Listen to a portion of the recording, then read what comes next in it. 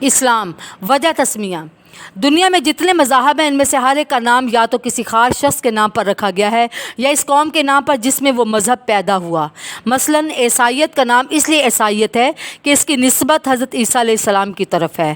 بدھ مت کے نام اس لیے بدھ مت ہے کہ اس کے بانی مہاتما بدھ تھے۔ زردشتی مذہب کا نام اپنے بانی زردشت کے نام پر ہے۔ یہودی مذہب ایک خاص قبیلے میں پیدا ہوا جس کا نام یہودا تھا۔ ایسا ہی حال دوسرے مذاہب کے ناموں کا بھی ہے، مگر اسلام کی خصوصیت یہ ہے کہ وہ کسی شخص یا قوم کی طرف منسوب نہیں ہے، بلکہ اس کا نام ایک خاص صفت کو ظاہر کرتا ہے جو لفظ اسلام کے معنی میں پائی جاتی ہے۔ یہ نام خود ظاہر کرتا ہے کہ یہ کسی ایک شخص کی ایجاد نہیں ہے، نہ کسی ایک قوم کے ساتھ مخصوص ہے۔ اس کو شخص یا ملک یا قوم سے کوئی علاقہ نہیں، صرف اسلام کی صفت لوگوں میں پیدا کرنا اس کا مقصد ہے۔ ہر زمانے اور ہر قوم کے جن جن سچے اور نیک لوگوں میں یہ صفت پائی گئی وہ سب مسلم تھے، مسلم ہیں اور آئندہ بھی مسلم ہوں گے۔ اب ہم لفظ اسلام کے معنی پر غور کر لیتے ہیں اور پھر اسلام کی حقیقت کو دیکھتے ہیں۔ لفظ اسلام کے معنی۔ اسلام کے معنی عربی زبان میں اطاعت اور فرما برداری کے ہیں۔ مذہب اسلام کا نام اسلام اس لیے رکھا گیا ہے کہ یہ اللہ کی اطاعت اور فرما برداری ہے۔ اسلام کی حقیقت۔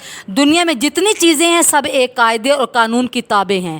چاند اور تارے سب ایک زبردست قاعدے میں بندھے ہوئے ہیں جس کے خلاف وہ بال برابر جنبش نہیں کر سکتے۔ زمین اپنی خاص رفتار کے ساتھ گھوم رہی ہے۔ اس کے لیے جو وقت اور رفتار اور راستہ مقرر کیا گیا ہے اس میں ذرا فرق نہیں آتا۔ پانی اور ہوا، روشنی اور حرارت سب ایک ضابطے کے پابند ہے۔ جمادات، نباتات اور حیوانات میں سے ہر ایک کے لیے جو قانون مقرر ہے اسی کے مطابق یہ سب پیدا ہوتے ہیں، بڑھتے ہیں اور گھٹتے ہیں، جیتے ہیں اور مرتے ہیں۔ خود انسان کی حالت پر بھی آپ غور کریں تو معلوم ہوگا کہ وہ بھی قانون قدرت کا تابع ہے۔ جو قاعدہ اس کی زندگی کے لیے مقرر کیا گیا ہے اسی کے مطابق سانس لیتا ہے، پانی اور غذا اور حرارت اور روشنی حاصل کرتا ہے۔ اس کے دل کی حرکت، اس کے خون کی گردش، اس کے سانس کی آمد و رفت اسی ضابطے کی پابند ہے۔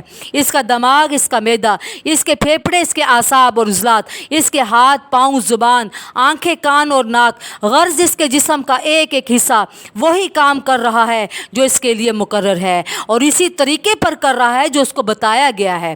یہ زبردست قانون جس کی بندش میں بڑے بڑے سیاروں سے لے کر زمین کا ایک چھوٹے سے چھوٹا ذرہ تک جکڑا ہوا ہے، ایک بڑے حاکم کا بنایا ہوا ہے، اس کے بنایا ہوا قانون کا بنایا ہوا ہے، ایک بڑے حاکم کا بنایا ہوا قانون ہے۔ وہ اسی کے بنائے ہوئے قانون کی اطاعت و فرما برداری کر رہی ہے۔ اس لحاظ سے ساری کائنات کا مذہب اسلام ہے۔ خدا کی اطاعت اور فرما برداری ہی کو اسلام کہتے ہیں۔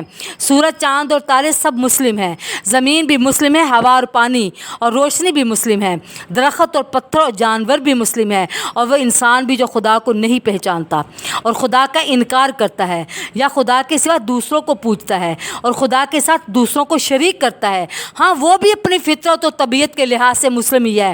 کیونکہ اس کا پیدا ہونا، اس کا زندہ رہنا، اس کا مرنا سب کچھ خدائی قانون ہی کے تو ماتحت ہے۔ اس کے تمام اعضاء اور اس کے جسم کے ایک ایک رونگٹے کا مذہب اسلام ہی تو ہے، کیونکہ وہ سب خدائی قانون کے مطابق بنتے ہیں، اسی کے مطابق بڑھتے ہیں، خدائی قانون کے مطابق ہی حرکت کرتے ہیں۔ حتیٰ کہ اس کی وہ زبان بھی اصل میں مسلم ہے جس سے وہ نادانی میں زبردستی شرک اور کفر کے خیالات ظاہر کرتا ہے۔ اس کا وہ سر بھی پیدائشی مسلم ہی ہے جس کو وہ زبردستی غیروں کے آگے جھکاتا ہے، دوسروں کے سامنے جھکاتا ہے۔ اس کا وہ دل بھی فطرتاً مسلم ہے جس میں وہ بے علمی کی وجہ سے، علم نہ ہونے کی وجہ سے خدا کے سوا دوسروں کی عزت اور محبت رکھتا ہے، کیونکہ یہ سب چیزیں خدائی قانون کی فرما بردار ہیں اور ان کی ہر جنبش خدا ہی کے قانون کی ماتحت ہے۔